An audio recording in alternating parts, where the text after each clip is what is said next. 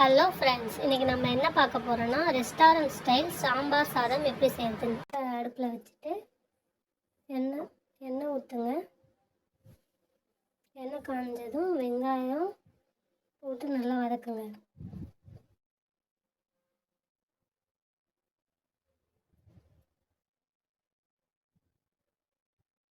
வெங்காயம் நல்லா வதங்கினதுக்கப்புறம் தக்காளி பச்சை மிளகாய் போட்டு நல்லா வதக்குங்க.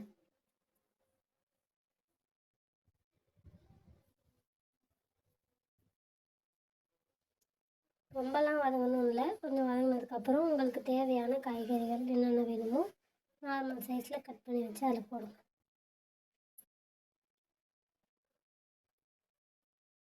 சாம்பார் சாதத்துக்கு தேவையான மசாலா போட போகிறப்ப மஞ்சத்தூள் 1/2 ஸ்பூன், காஞ்ச மிளகாய் தூள் 1/2 ஸ்பூன்,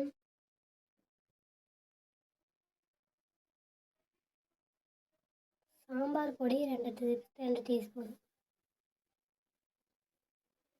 நல்லா வதக்குங்க எண்ணெயிலே.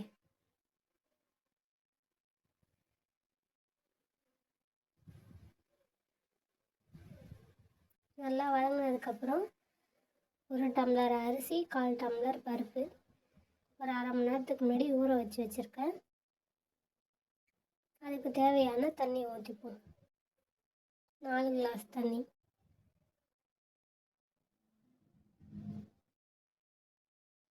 ஒரு சின்ன நெல்லிக்காய் சைஸ் புளியை எடுத்து ஊற வச்சுருக்கேன், அதையும் கரைச்சி அதில் ஊற்றிப்போம். தேவையான அளவு உப்பு போட்டுக்கோங்க.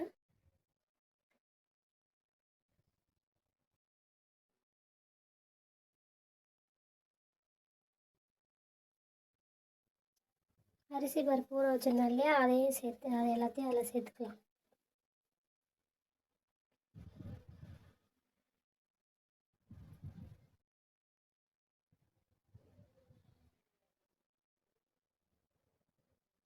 எல்லாத்தையும் கலந்து மிக்ஸ் பண்ணிவிட்டு குக்கர் மூடி போட்டு 4 விசில் வச்சு இறக்குங்க.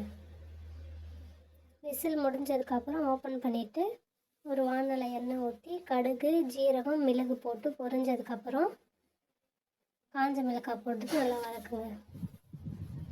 ஒரு கைப்பிடி கருவேப்பிலை போடுங்க.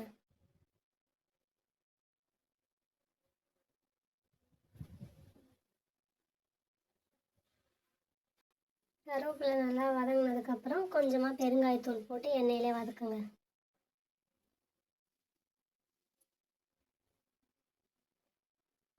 நல்லா வதங்கினதுக்கப்புறம் சாப்பாட்டில் எடுத்து ஊற்றி கிண்டுங்க.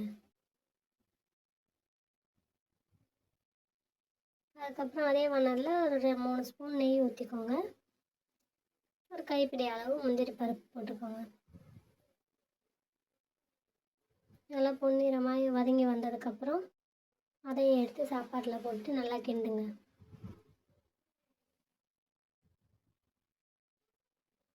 டேஸ்டான ரெஸ்டாரண்ட் ஸ்டைல் சாம்பார் சாதம் ரெடி.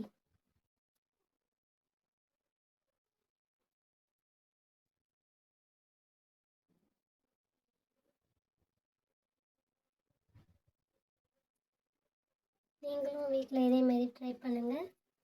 எப்படி இருந்துச்சுன்னு கமெண்ட்டில் சொல்லுங்கள்.